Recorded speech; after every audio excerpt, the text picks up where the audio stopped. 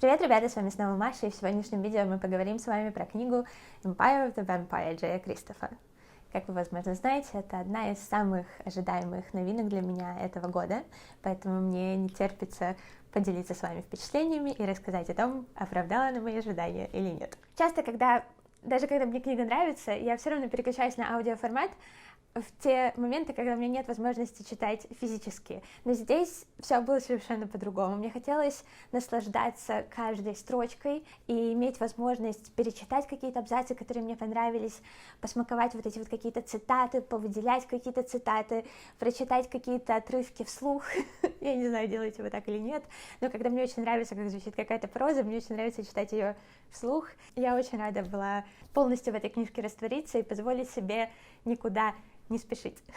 И если вы эту книгу долго ждали, то я вас призываю сделать ровно то же самое, потому что совершенно неизвестно, когда мы получим вторую часть в этой серии. Я надеюсь, что это произойдет через год, но, может быть, у него уйдет на это и больше времени. В любом случае, у нас достаточно времени на то, чтобы насладиться этой историей.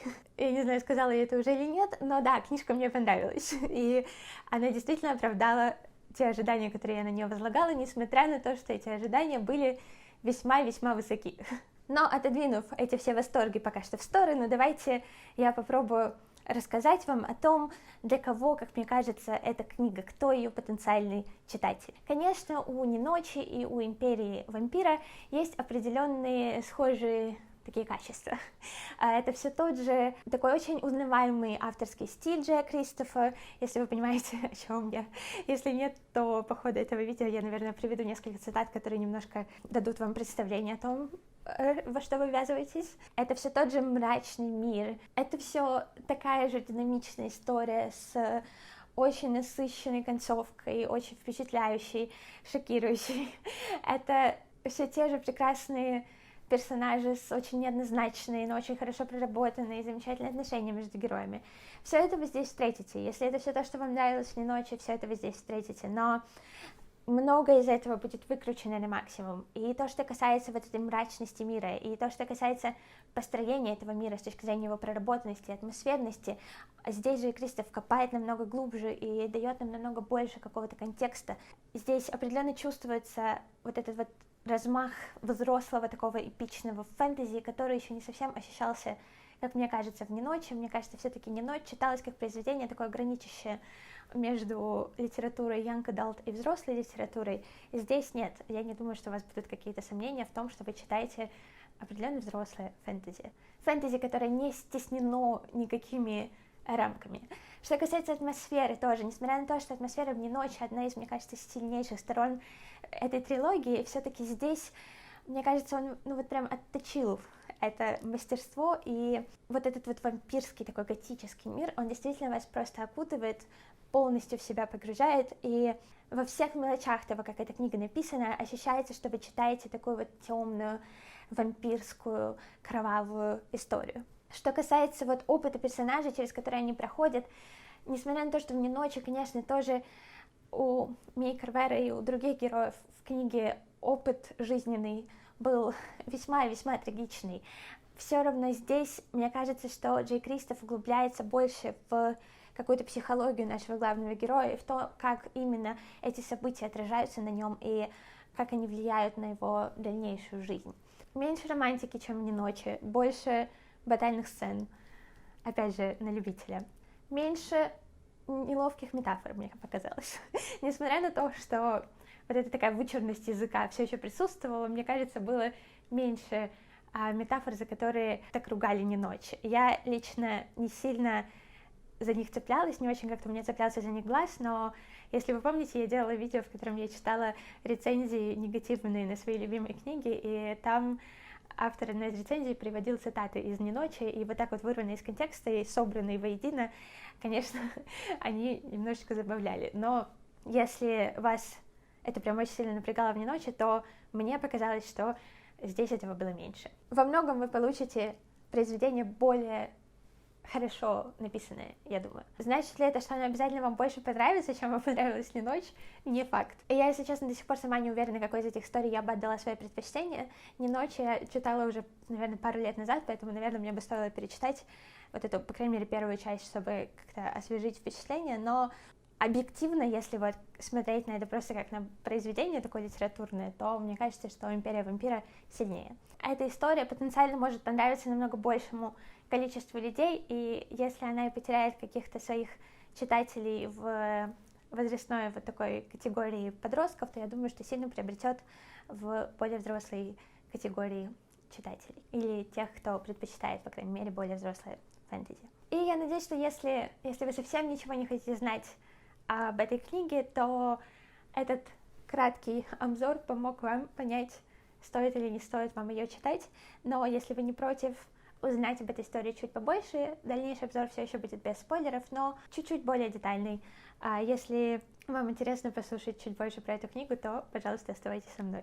Хочется немножко поговорить о мире в этой вселенной, потому что мир, как я уже сказала, здесь очень хорошо и глубоко проработанный, и к тому же именно он как бы отчасти задает ход этой истории, и вот те обстоятельства, которые сейчас существуют в этом мире, поэтому давайте немножко об этом поговорим. Итак, действие разворачивается в Империи, в которой, в частности, проживают люди, но которую сейчас пытаются захватить вампиры, одного такого определенного вида вампиры. И помогает им в этом то, что 27 лет назад солнце зашло и так и не вышло. И кажется, что единственный способ победить этих вампиров — сделать так, чтобы эта бесконечная ночь наконец закончилась. Ну а пока этого не случилось, сражаться с этими вампирами людям помогают вампиры из, скажем так, другого вида. Отличаются принципиально эти вампиры в следующем. Первый из них, те, которые, условно, злые вампиры, они были обращены в таковых. И после обращения, спустя какое-то время, они полностью теряют свою человечность, теряют какой бы то ни было самоконтроль и становятся крайне жестокими и опасными. Другие же вампиры стали таковыми от рождения. То есть они были рождены от человека и вампира и унаследовали частично эти вампирские гены, но при этом сохраняют определенную человечность, по крайней мере, могут сопротивляться этому вампирскому нутру, могут пытаться искать какие-то пути самоконтроля. Мотивация героев сражаться с этим злом во многом подкрепляется их верой, религией, которая существует в их мире, особенно вот среди этого рода вампиров. И путь нашего главного героя Габриэля де Лиона, в частности, во многом связан с его отношением с верой, с теми убеждениями, которым следуют его соратники. Что касается сюжетной составляющей книги, мы будем иметь дело с двумя такими основными сюжетными тропами, и я думаю, что ваше удовольствие от истории, от, по крайней мере, сюжетной ее составляющей, будет во многом зависеть от того, насколько вы эти тропы любите. Первый из них — это такая вот типичная история о мальчике, который узнает о том, что у него есть какие-то способности, о которых он раньше не знал, или какие-то особенности, о которых он раньше не знал, и в результате чего он попадает в какую-то, ну, здесь вот не магическая школа, здесь скорее просто такое пространство, такое место, в котором вампиров готовят к сражению вот с этими злыми вампирами. Но вы понимаете, это весьма такой типичный сюжет. Вторая сюжетная линия — это такая линия более путешественническая, когда героям нужно добраться из точки А в точку Б. И вот эти две сюжетные линии будут, по сути, доминирующими такими, и каждая из них будет происходить в своей временной линии.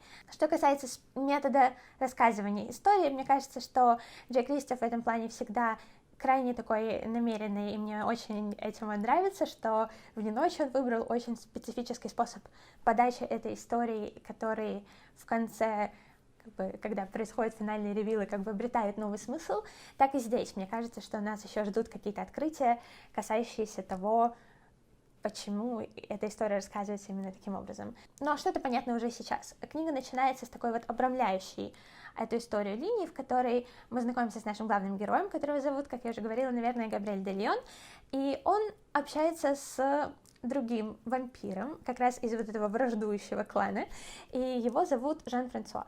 Габриэль де Лион в это время находится в заключении, в темнице, и Жан-Франсуа навещает его ежедневно для того, чтобы Габриэль рассказывал ему историю своей жизни, а Жан-Франсуа, соответственно, является летописцем, и он эту историю записывает по приказу императрицы, и Габриэль, соответственно, это тоже делает не то чтобы очень добровольно. Вот.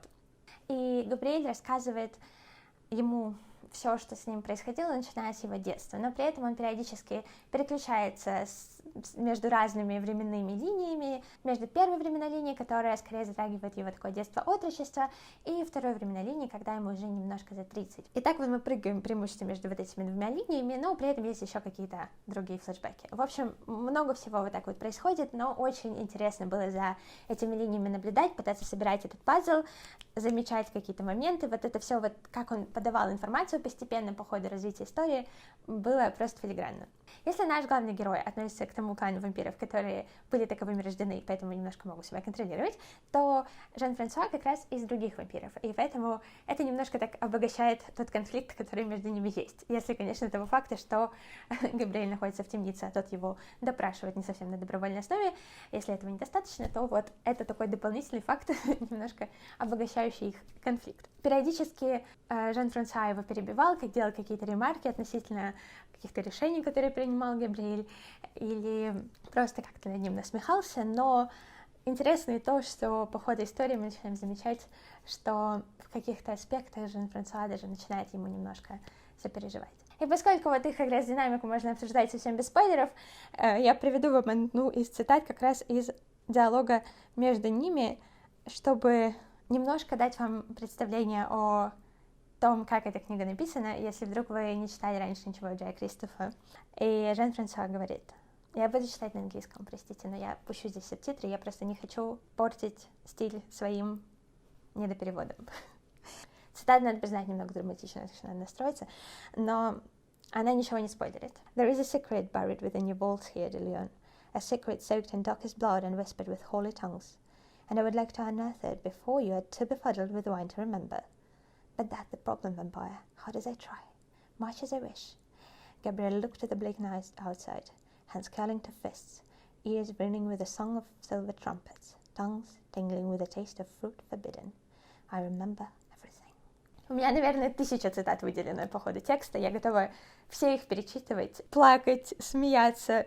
Очень много всего такого, что вызывает эмоции какие-то, и это очень-очень ценно.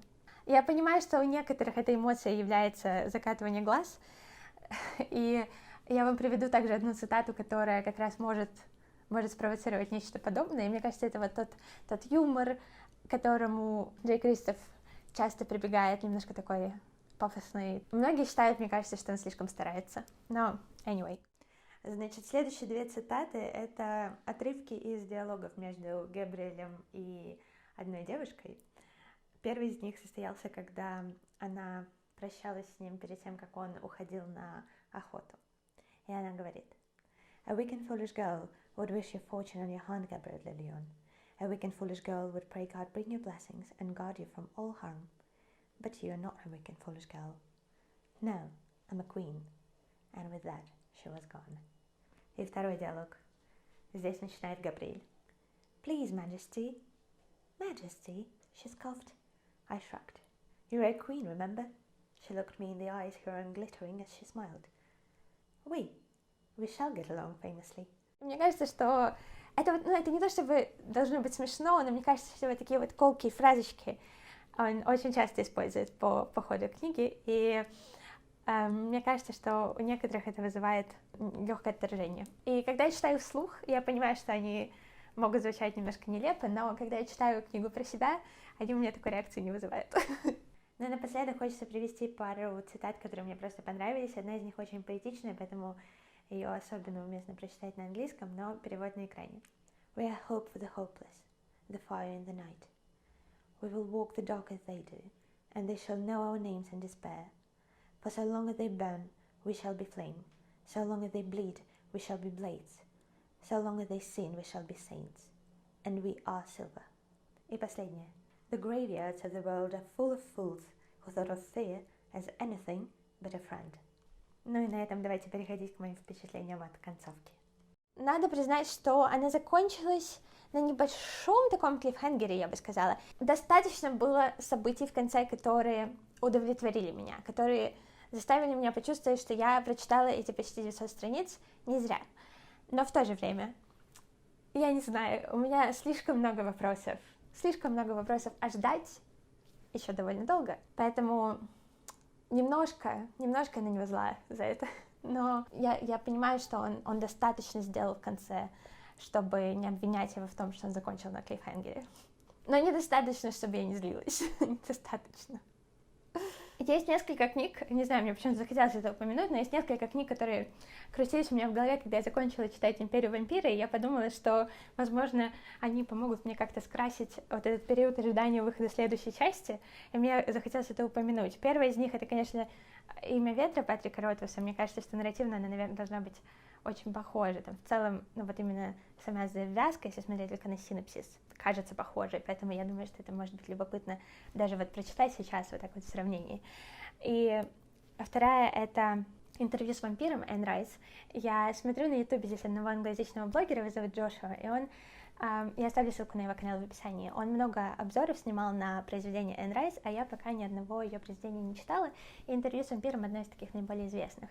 И то, как он рассказывает про ее творчество, очень меня интригует, если честно. И последняя — это как раз та, которую я вот сейчас читаю, ну, то есть я прочитала первую часть, и 3 других у меня еще впереди, я в предыдущем видео своем об этом рассказывала. Это книга «Нового солнца» Джона Вулфа, в которой тоже такой ретроспективный формат рассказывания истории, то есть мы знаем точку А путешествия героя, мы знаем точку С, но мы не знаем, как он прошел весь этот путь, и он нам об этом рассказывает, и есть тоже элемент вот этого ненадежного рассказчика, и тоже весьма неоднозначный герой, хотя, конечно, в «Империи вампира» он намного более такой likable. И еще даже такой один забавный элемент, что в книге «Нового солнца» солнце угасает, и здесь тоже вот этот элемент такой присутствует, что солнце зашло и не вышло. Мне всегда кажется любопытным читать какие-то такие, на первый взгляд, схожие произведения подряд, чтобы иметь возможность как-то проанализировать их в сравнении. Вот, поэтому думаю, что этим я буду заниматься на протяжении следующего года, пока мы будем ждать с вами выхода новой части. Ну а если вы еще не читали первую часть в этой новой серии, то я, как вы могли догадаться, вам очень советую. Я думаю, что если вы через нее приберетесь, если вы не захотите ее бросить на первых где-то 30%, то я думаю, что дальше вам будет нравиться только больше и больше, и я думаю, что концовка вас добьет в одну или в другую сторону, я не знаю, но определенно не оставит вас равнодушными. Ну и на этом все. Спасибо вам огромное за просмотр. Подписывайтесь на канал, чтобы не пропустить мои следующие видео. Ставьте лайк этому видео, если оно вам понравилось. И я надеюсь, что мы с вами еще увидимся. До новых встреч и пока-пока.